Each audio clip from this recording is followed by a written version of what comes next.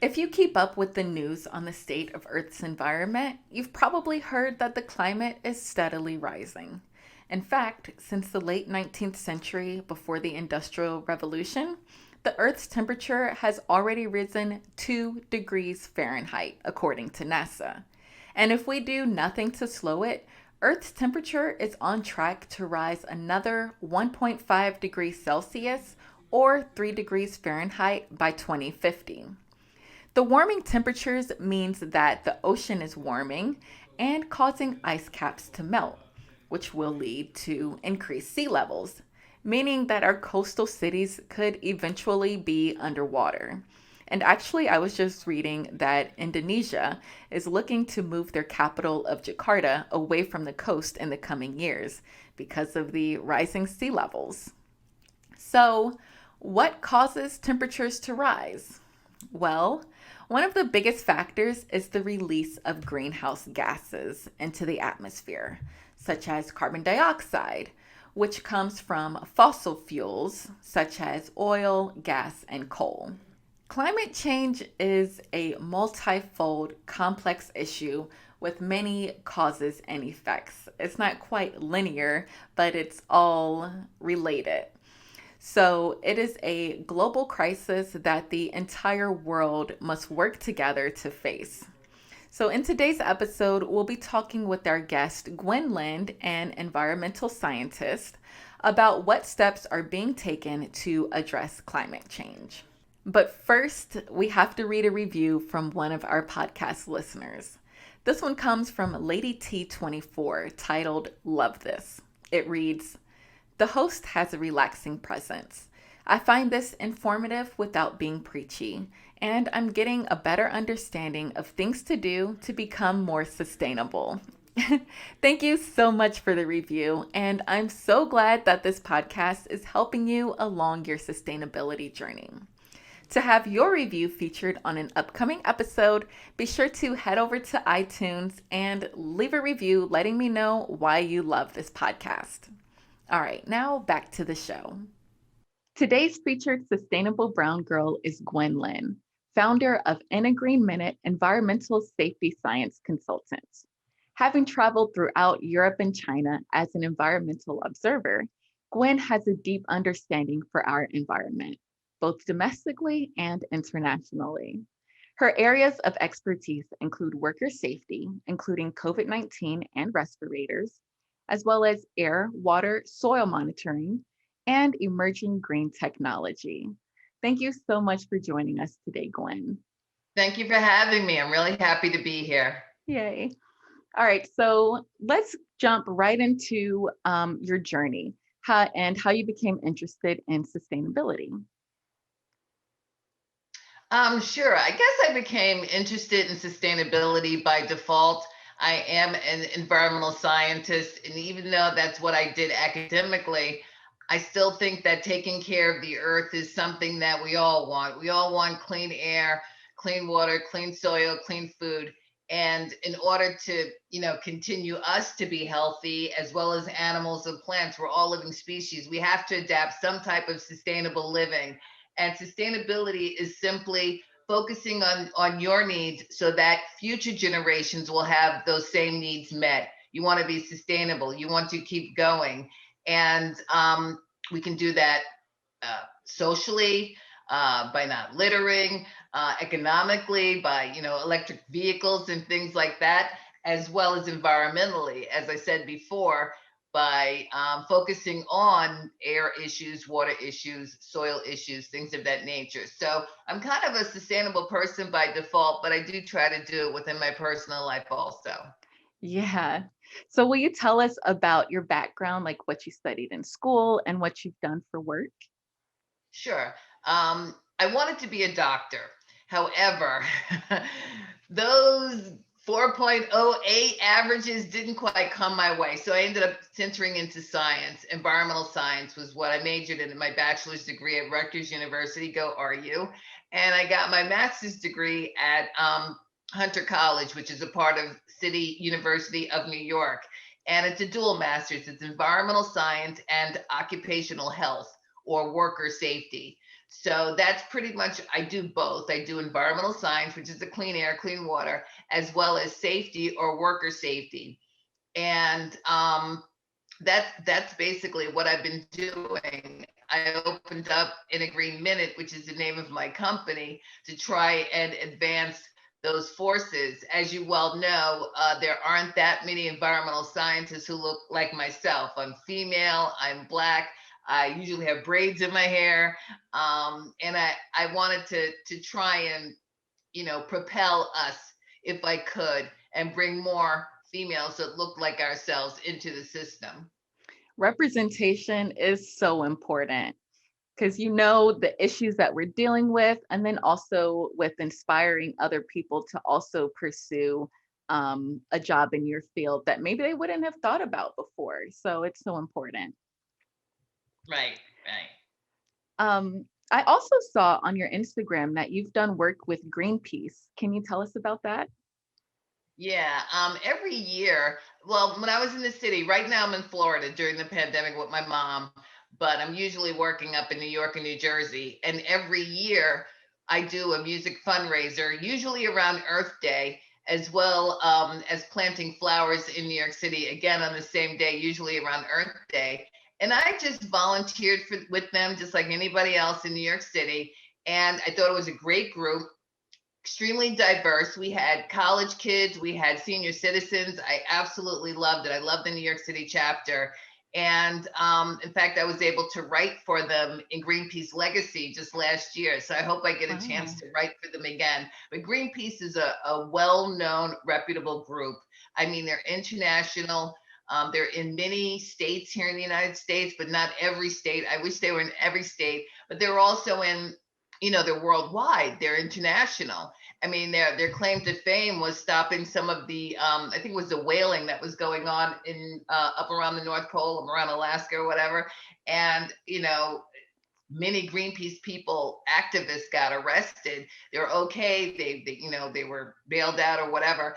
But Greenpeace is they do the job. They get the job done. And I hope when we get back to normalcy, I'll be able to work with New York again, because that's a good group, and they really go out and try and focus with the people and talk to the people. I love Greenpeace. Yeah. Wow. That sounds like a great opportunity, and hopefully you can work with them more. Yeah. So, one of the things that I really wanted to talk to you about today, Gwen, is the UN Sustainable Development Goals. So, for anyone who hasn't heard of these UN SDGs, as they're called, in 2015, the UN defined 17 goals, which are basically a call to action for all countries around the world. And these goals will promote prosperity while protecting the planet. A few of these goals include ending poverty and hunger, better education, clean water and energy, and reducing inequality. We're going to talk about some more of them in detail, but I want to get your opinion on this, Gwen. So the UN set a date of 2030 to achieve these goals. And to most of us, it probably sounds ambitious, but with the rate of economic inequality and natural disasters growing, we really have no choice but to escalate solving these issues. So, what's your take on it? Yeah, pretty much the same. People say to me all the time, "Oh, we're not going to be able to do this. Oh, we're not going to be able to do that." And I'm like, "Well, you know what? We really don't have a choice. Yeah. We really don't have a choice. We don't want to have our backs to the wall." And the way I like to say it is, either we do this is the easy way, or we're going to do it the hard way. Either way, it's going to get done. So, do you want to have 7 feet of water in your living room through floods, or fire lapping at your door? Either way, it's going to get done. So, yeah, with the SDGs, the Sustainable Development Goals, the UN proposed this extremely ambitious system where the countries can have all of these goals. There's 17, and they can, work on each of them. And the first benchmark is 2030, with the next one, I think, being 2050. And another way to think about the SDGs is they're also called desired targets or desired outcomes. And like you said, there's no hunger, there's zero poverty, We were talking about this, so I wrote up a little list: the clean water, sanitation, climate action, love on land, life on land, life below water, and they use the hashtag Envision 2030, which I absolutely love. Envision 2030, which is right around the corner. I mean, it sounds really far away, but it's only in 9 years. Yeah. We've lost a bit of time under the Trump administration. However, we're going to have to try and make up that time. And I think with the United States more closely involved now on the international scale, when it comes to these SDGs, these sustainable development goals, I think that will in some ways fine tune what we need to do and get everybody else in the race. Get everybody else. And it is a race, and may the best man or woman win. But however, when one wins, we all win. And that's the great thing about the SDGs. I'm really happy to be learning more about them. Hopefully I'll get a chance to be involved more with them. But every little thing you do helps. So like this podcast.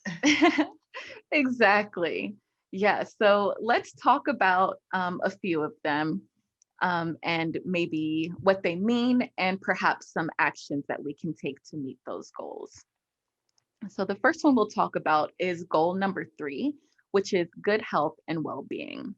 This is to ensure healthy lives and promote well-being for all at all ages.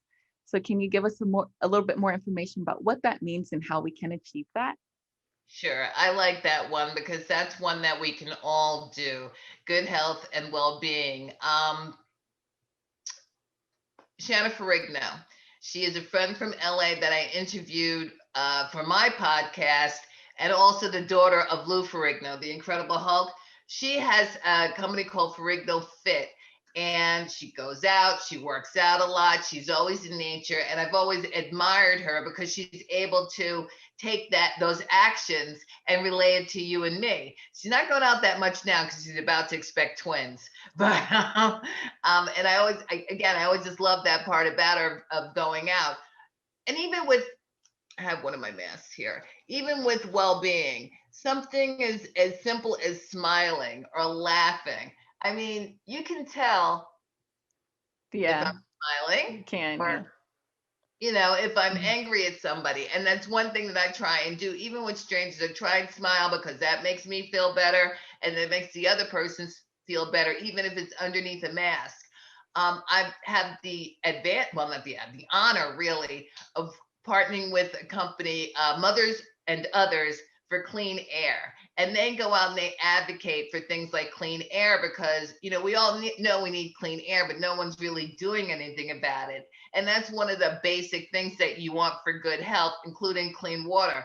You know all about the Flint, Michigan. I'm sure you heard about Yeah. the lead contamination, that whole situation that's up there. Thank Hmm. goodness now 2 people have been charged, but it's something that's simple that can throw your whole life. And 12 people, I think, died as a result of that. So when Wow. it comes to good health and well-being, that's extremely important. And again, that's something that we can all do. We can all take charge of for ourselves.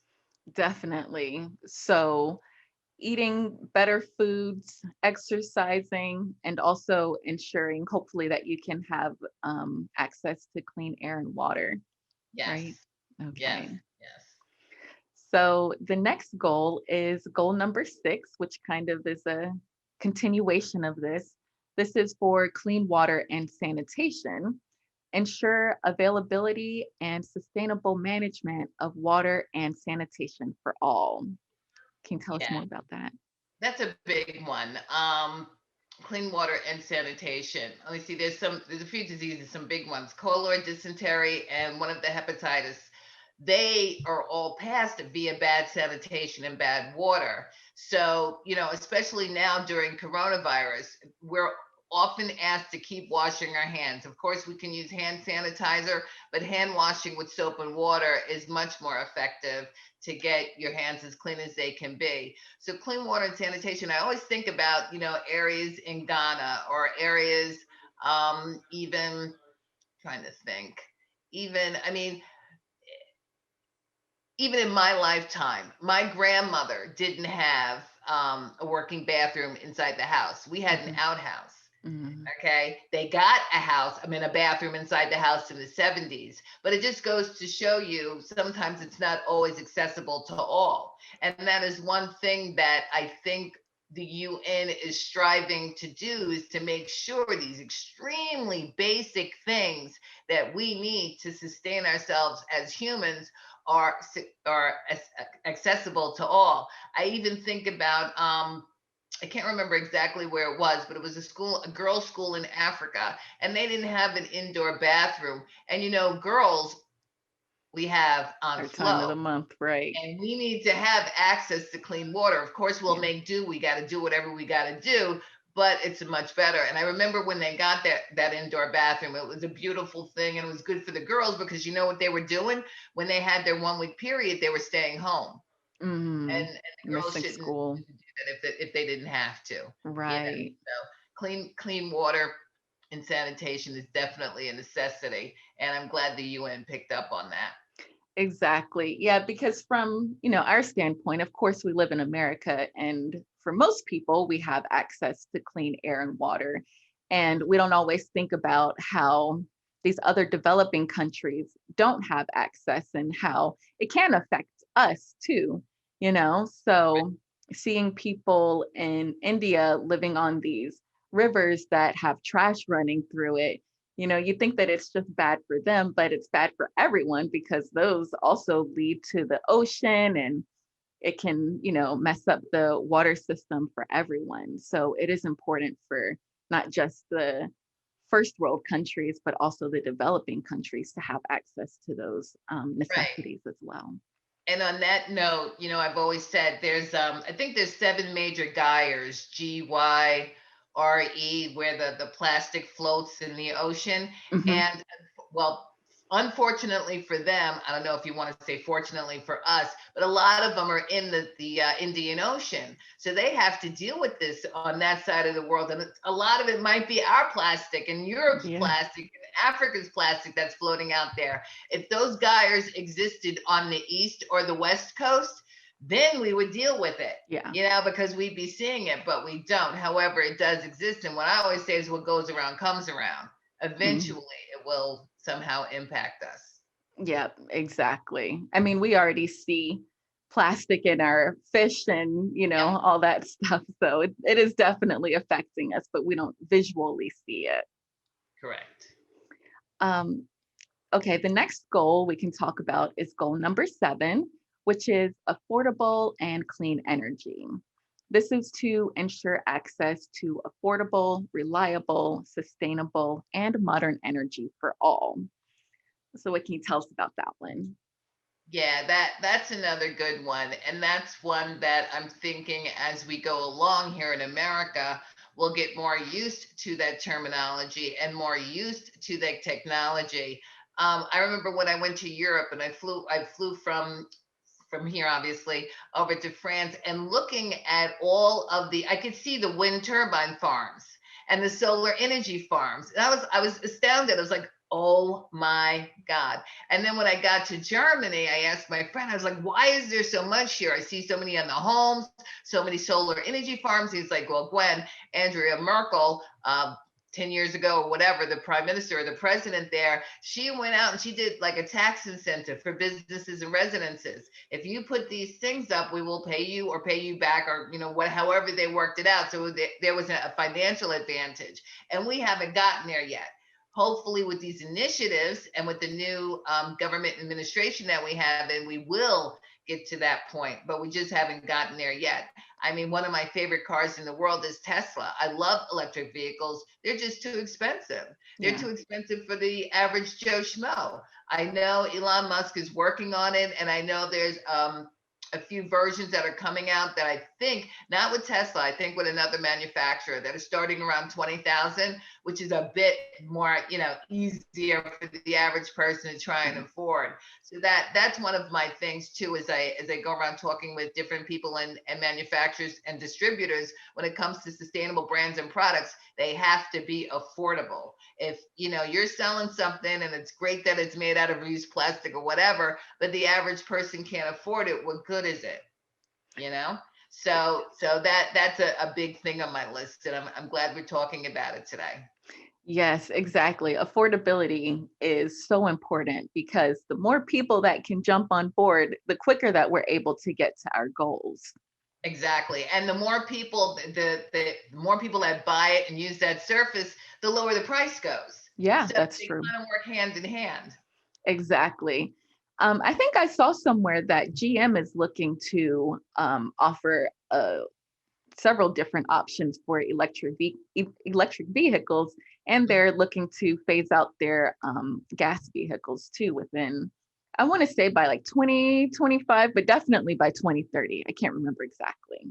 Yeah, yeah, I remember seeing that too. And Mhm. I think Joe Biden said that the GM are the ones that provide the federal vehicles, so Uh-huh. that's why it's a little easier for them to go that route with them directly. I But yeah, see. the more that come out, the more the easier it will, the easier it will be, and the cheaper it will get. I love green technology.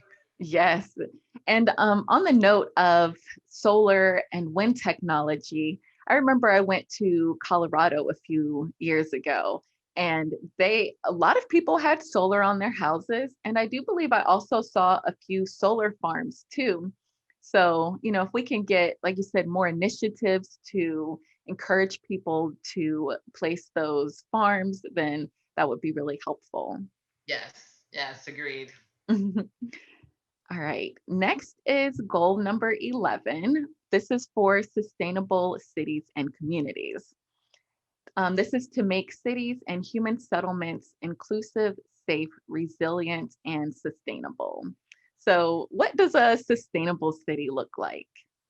A sustainable city, I think, looks like, let's see, it can be a building, Okay. multi levels, but it has, like we said, solar panels, or maybe it's connected to a wind farm, which is on the edge of the city, or usually a lot of times they put them in water. There'll be lots of green spaces. And in terms of green spaces, like either lawns, or even up in New York, they'll put up a green space up in the roof, Mm, or they'll have vines growing up the building. Um, and leads leadership and leadership in energy and environmental design. They're with the U.S. Green Building Council. I think they're headquartered in D.C. and I've had a chance to work with them a little bit. I hope to work with them more, but they go out and certify these buildings when they have sustainable design. So that's what a sustainable city will look like. Also, I don't know if I mentioned it to you, via email or whatever before, but when I went to China, yes, I did tell you I went to China.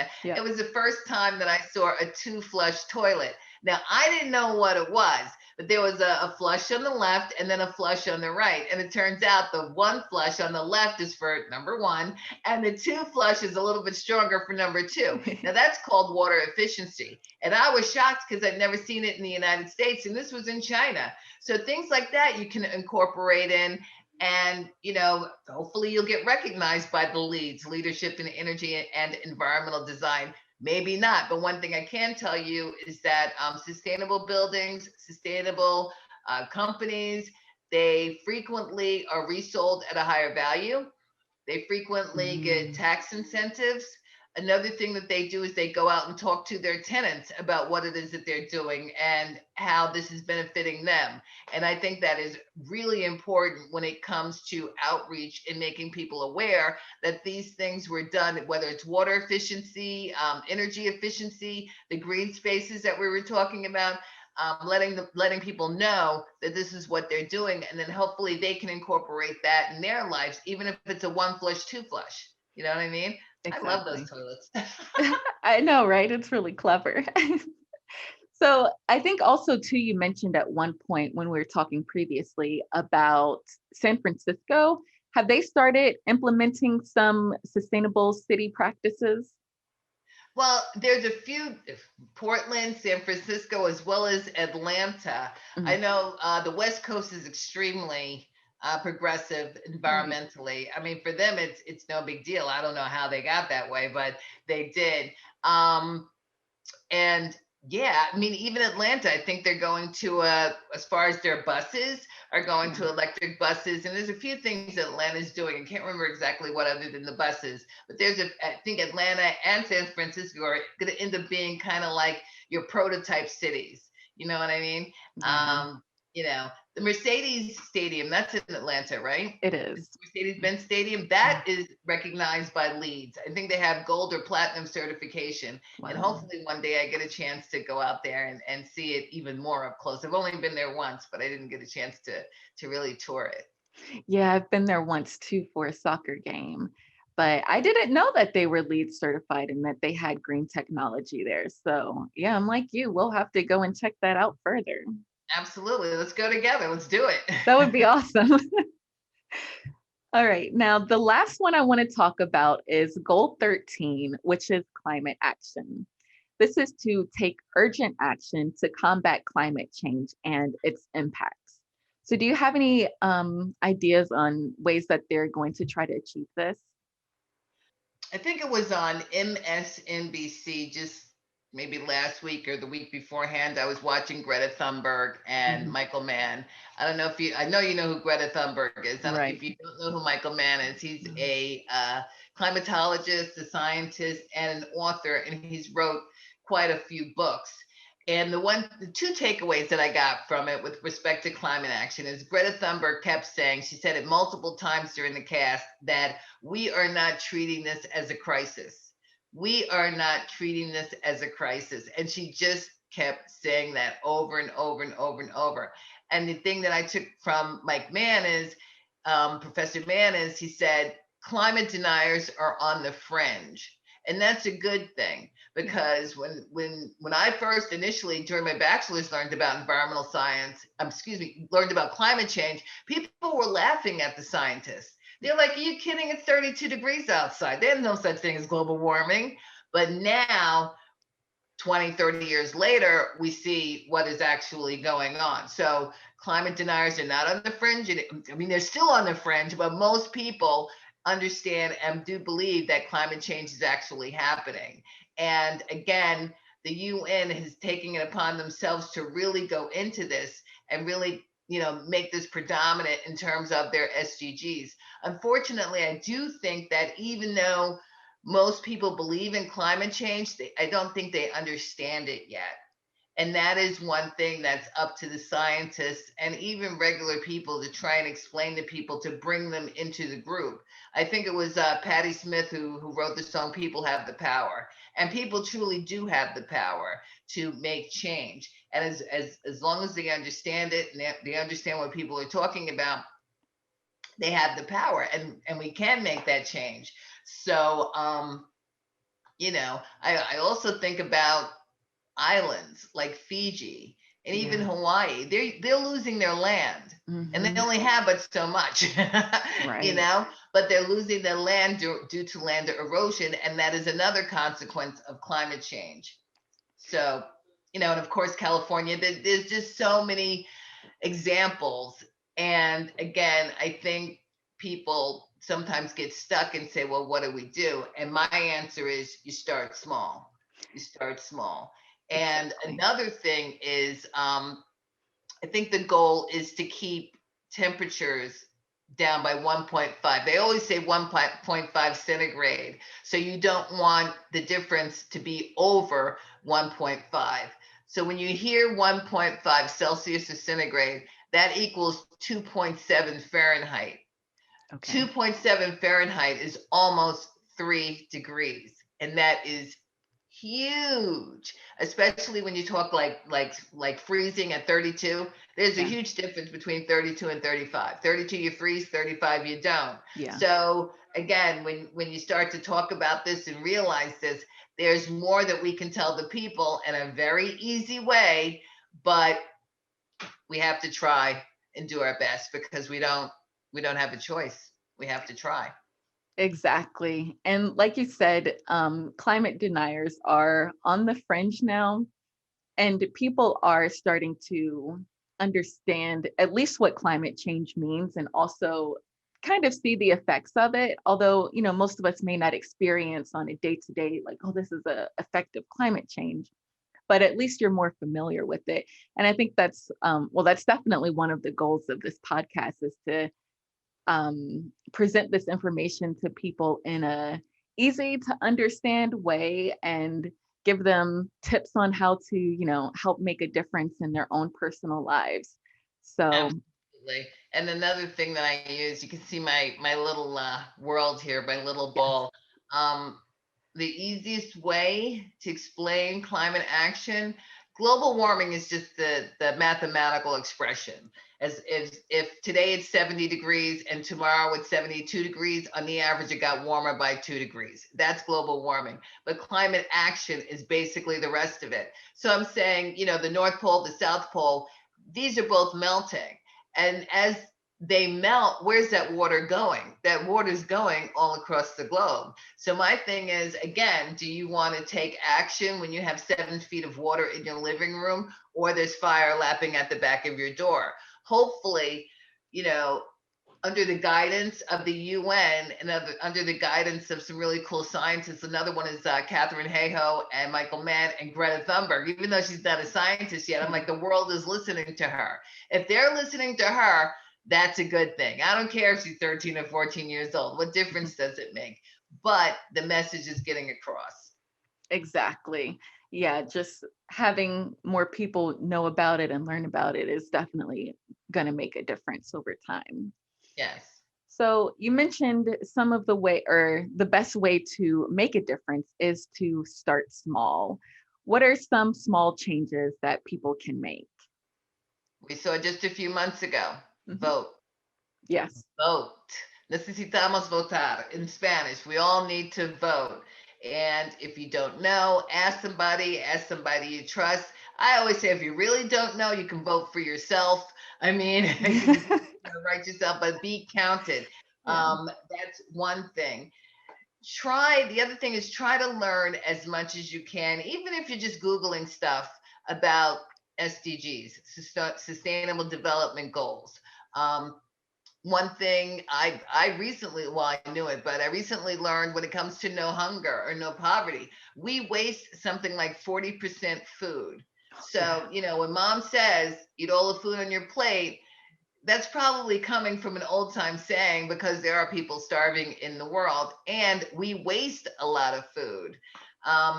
That's one thing. Another thing to try and help with climate change, it's a complicated story, but eat less meat. I'm not saying go vegan, because not everybody wants to or can go vegan, but I say try to eat less meat. We do Meatless Mondays on Monday, or at least one day a week, eat less meat. And that does directly help lower your carbon footprint. Obviously, buy locally, things like that. I have one here. I am a big, big proponent of indoor plants. Oh, I yeah. really think that this and activities or interactions like this are key for people to understand what we mean about climate action and what we mean about SDGs. You bring a plant in the home, it's green, it's pretty. What does it do? It absorbs, it breathes like I do. And when you breathe out carbon dioxide. That's a C and 2 oxygens. He does the exact same thing. He emits carbon dioxide, and some of that oxygen that are attached to the carbon, they go back into the air, as well as he purifies the air. And to me, this is a direct comparison or parallel to the earth. If I take care of this plant, it will take care of me. It's a de-stressor. It cleans the air. It puts oxygen back into the air. And it's the same thing with this beautiful globe, our earth. If we take care of the earth, it will take care of us. It's taken this earth millions of years to get to the balancing point that it's at. Yet it's taken pre-industrial a couple of 100 years for humans to already have a detrimental effect on this. And this is what the earth is doing. It's symptomatic. It's feeling a little sick. And I'll tell you one thing. Regardless of how it goes, when it comes to this earth, it will take care of itself, except humans may not be here to see it. Right. So I'd kind of like to be here. I'd like for my ancestors and our future generations to be here. But that is what we're looking at, because it will take care of itself and it will do what it needs to do, but humans may not be around to experience it. Yeah. What else can we do? Also, I'm a huge anti-litter nut. Please don't litter. Litter, it doesn't have anything directly to do with sustainability, but it does have something to do with our environment, because when you litter, even if it's one piece, it may decompose, but more than likely it will not, especially if it's plastic. It'll end up more than likely going into a water stream, like a lake, a river, an ocean. We were talking about gyres earlier. And then if it does decompose, it's going to decompose in that water stream. Fish, turtles, plants, they're going to end up absorbing it if it decomposes at all, or it's going to end up in a gyre system or somewhere where we don't want it to end up. And or if it does end up in a landfill, I think it was China who just recently, I think it was last year, the year before, closed their biggest landfill 25 years early. Wow. Yeah, because it already got packed and they had to close it down. And that's why, China's really trying to go non-plastic. At least that's what they're trying to do. They're trying to be a little bit more progressive. But I don't want that to be any other country or the United States. Our landfills are just overflowing, and no state wants to take anybody else's garbage. So that's another thing that we can do. And that's all I can think of. Yeah, that was great. Yeah, those are some great first steps. Hopefully you're taking notes or listen to the podcast again. All right, Gwen, thank you so much for coming on today. Tell everyone where they can find you. Yes, you can find me on social media at In a Green Minute, just like in a New York minute, In a Green Minute, INAGREENMINUTE, or hashtag In a Green Minute. And my name is Gwen Lynn, environmental scientist. Can I tell you about the hoodies that we just got in? Please do. Great. Have a little picture of it. Yeah, I was asked to do some sweatshirts with a hood, and hopefully, if you want one, you can order one. Just let me know.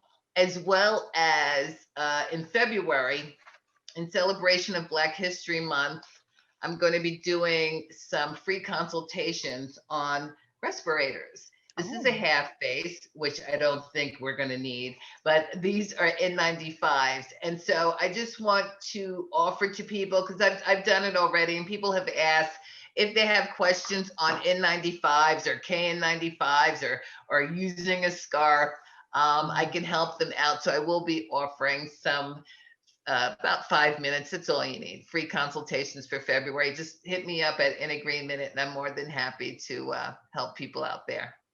Perfect. Thank you so much. Please go follow her. She offers some great information on her Instagram page. And as we know, she will be doing more in the future. So, yep. And all the social media, Instagram, Twitter, and Facebook, they're all under In a Green Minute. Okay. So let me know how you're doing, guys. And I want to thank you so much for doing this. This is fantastic. Yeah. Thank you so much for joining us.